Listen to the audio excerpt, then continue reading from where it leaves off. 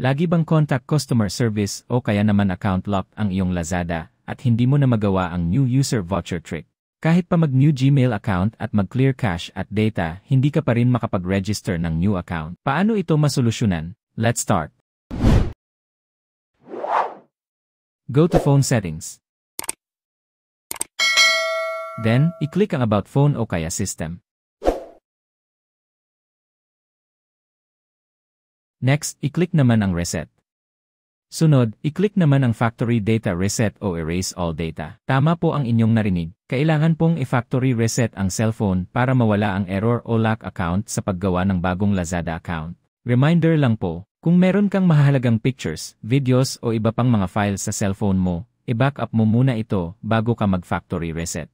Ito ay dahil mawawala lahat ang laman ng iyong cellphone pagkatapos mong mag-reset. Wala po akong magiging pananagutan sa mga files na maaaring mawala dahil sa gagawin niyong pag-reset ng inyong cellphone. Kung desidido ka ng mag-factory reset, sundin lang ang mga susunod pang mga steps sa iyong cellphone para ma-reset mo na ito. Pagkatapos na ma-factory reset ang cellphone, goods na po ulit ito at wala nang kahirap-hirap na mag-register ng bagong Lazada account.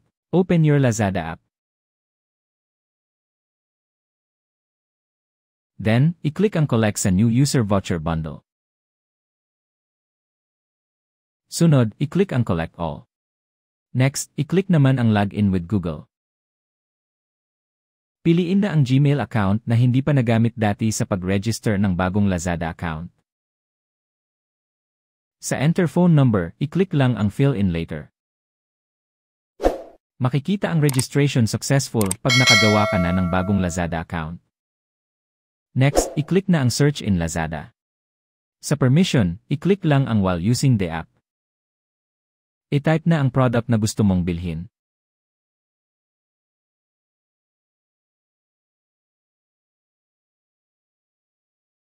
Then click Skip. Pumili na ng product na iyong gusto. Then, i-click ang Buy Now, Zero Shipping Fee. Sa Allow Notification, i-click lang ang Close. Makikita mo na agad ang discounted price ng product na gusto mong bilhin. Scroll lang pataas at i-click ang Add Address. I-type ang iyong complete name, phone number, region, city, municipality or district, street o building name. Kung walang unit o floor, wag na itong lagyan. Sa address category, piliin ang home kung sa bahay mo tatanggapin ang parcel. Piliin naman ang office kung sa opisina mo ito tatanggapin. Pag okay na, i-click na ang Save.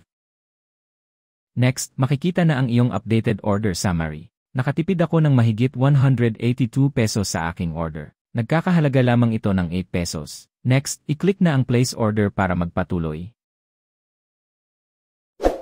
Salamat po sa panonood. Don't forget to like and subscribe.